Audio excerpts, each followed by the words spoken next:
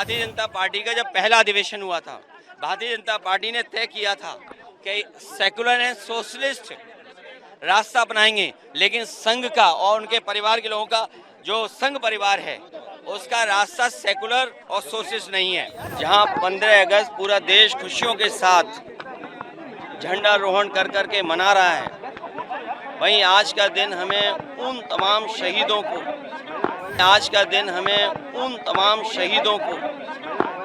याद करने का भी दिन है जिन्होंने अपने प्राण न्यौछावर कर करके इस देश को आज़ादी दिलाने का काम किया। जब भारतीय जनता पार्टी के प्रधानमंत्री जी हैं और भारतीय जनता पार्टी का जब पहला अधिवेशन हुआ था, भारतीय जनता पार्टी ने तय किया था कि सेकुलर एंड सोशलिस्ट रास्ता अपनाएंगे, लेकिन संघ का और उनके परिवार के लोगों का जो संघ परिवार है उसका रास्ता सेकुलर और सोशलिस्ट नहीं है। ये मुंह से तो हैं स्वदेशी, लेकिन मन से नहीं, मन से विदेशी हैं। आज 15 अगस्त है, स्वतंत्रता दिवस की 15 अगस्त स्वतंत्रता दिवस की मैं आपके माध्यम से पूरे प्रदेश और देशवासियों को बहुत बहुत बधाई और शुभकामनाएं देना चाहता हूं। जहां 15 अगस्त पूरा देश खुशियों के साथ झंडारोहण कर करके मना रहा है, वहीं आज का दिन हमें उन तमाम शहीदों को याद करने का भी दिन है जिन्होंने अपने प्राण न्यौछावर कर करके इस देश को आज़ादी दिलाने का काम किया। राष्ट्रपिता महात्मा गांधी, भगत सिंह, चंद्रशेखर आज़ाद, ऐसे तमाम लाखों लाख संख्या में लोगों ने इस देश को आज़ादी दिलाने में अपने प्राणों की भी परवाह नहीं की और जान न्यौछावर कर करके इस देश को आज़ादी दिलाने का काम किया। अंग्रेज जाने के बाद हमारा स्वतंत्र भारत, हमारा अपना कानून, हमारा अपना प्रधानमंत्री, हमारे सभी अधिकार अपने बन गए।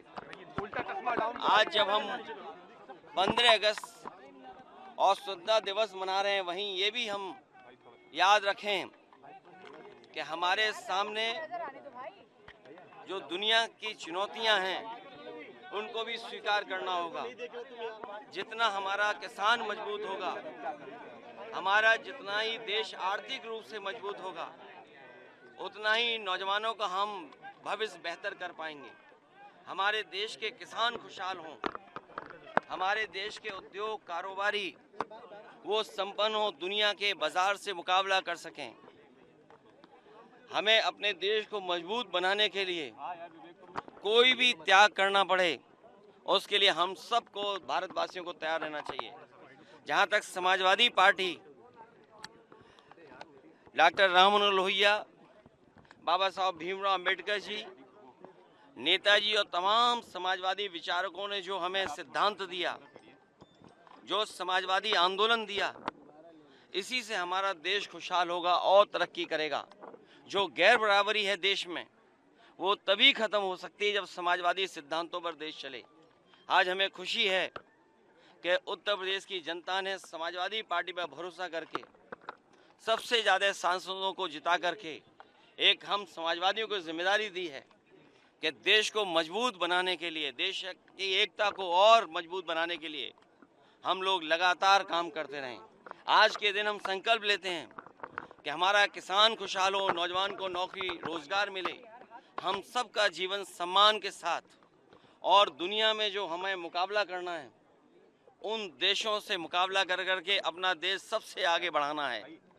इधर हम देखते हैं कि विदेश नीति भी हमारी कुछ जितनी मजबूती के साथ देश खड़े होने चाहिए थे, आज दुनिया के वो देश हमारे साथ नहीं खड़े हैं।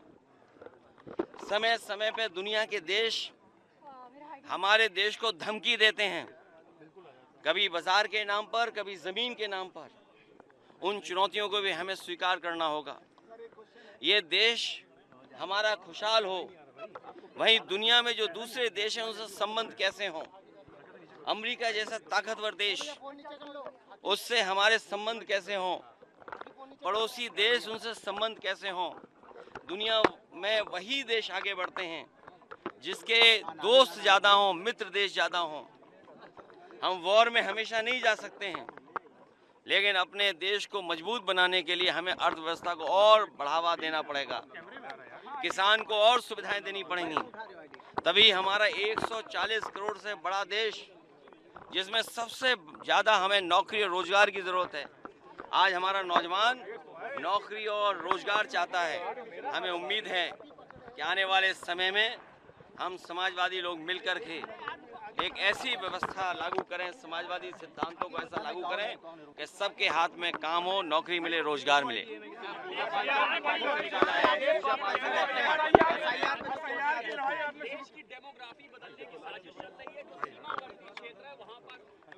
ये प्रधानमंत्री ने मैं आज के दिन ये अपील करना चाहता हूं, भारतीय जनता पार्टी के लोग 15 अगस्त को झूठ न बोलें। कम से कम राष्ट्रीय, जिस दिन पूरा देश 15 अगस्त खुशी के साथ मना रहा है, उस समय कोई भी राजनीति नहीं होनी चाहिए। हमारी सीमाएं सुरक्षित हों, हमारी फौज मजबूत हो, अग्निवीर जैसी व्यवस्था खत्म हो, और हम उन लोगों को भी देखते हैं जो मुंह से तो स्वदेशी हैं लेकिन मन से विदेशी हैं। अगर मन से विदेशी होंगे तो हमारा कारोबार कैसे बढ़ेगा? आज अमेरिका जैसा देश टैरिफ लगा करके हमारे तमाम उद्योगपतियों को संकट में खड़ा कर रहा है। भदोई जैसा जिला जो हजारों करोड़ का कारोबार करता था, आज उसका कारोबार रुक गया है। जो सामान भेजा वो पानी के जहाज में खड़ा हुआ है, ना अमेरिका जा सकता है, ना भारत वापस आ सकता है। ये तो एक उदाहरण है, लेकिन टैरिफ लगने के बाद न जाने कितने कारोबारियों के ऊपर संकट आया है। और वहीं चीन जो हमारा पड़ोसी देश है, समय समय पर हमारी ज़मीन कब्जा करता है, हमारे पूरे बाजार को कब्जा कर लिया। आज सबसे ज़्यादा जो ट्रेड डेफिसिट है तो वो हमारी चीन से है। ये तमाम जो आर्थिक संकट हैं, इनसे कैसे उभरना होगा? इसलिए अगर मुंह से स्वदेशी हैं तो मन से भी स्वदेशी होना पड़ेगा। और स्वदेशी के साथ साथ जिस तरह का मकड़ जाल है जीएसटी की वजह से, जिस तरीके से मकड़ जाल पैदा हुआ है और डराने वाला जो संस्थाएं बन गई हैं, ईडी, सीबीआई, इनकम टैक्स, उससे हमारा उद्योग कारोबार नहीं बढ़ेगा, हमारा उद्योग कारोबार और बंद होगा। सुदर्शन चक्र की बात कर रहे हैं, कह रहे देश को नया डिफेंस सिस्टम सुदर्शन चक्र के नाम से दे रहे हैं। देखिए, काफी बदलाव होगा जीएसटी को लेकर। इनका बदलाव नोटबंदी में भी देखा हम लोगों ने, इनका बदलाव जीएसटी में भी देखा कि सबसे ज्यादा संशोधन हो गया है। तो इसलिए अभी इनकम टैक्स है जो नया कानून लगाया है, अगर आप 1 रुपया भी खर्च करोगे तो सरकार जानना चाहती कि 1 रुपया कहाँ खर्च किया आपने। ये इनकम टैक्स आपकी आज़ादी को रोकने वाला है, आप पे पाबंदी लगाने वाला इनकम टैक्स है। और हमें खुशी है इस बात की कि सुप्रीम कोर्ट ने कम से कम लोकतंत्र को बचाने का काम किया।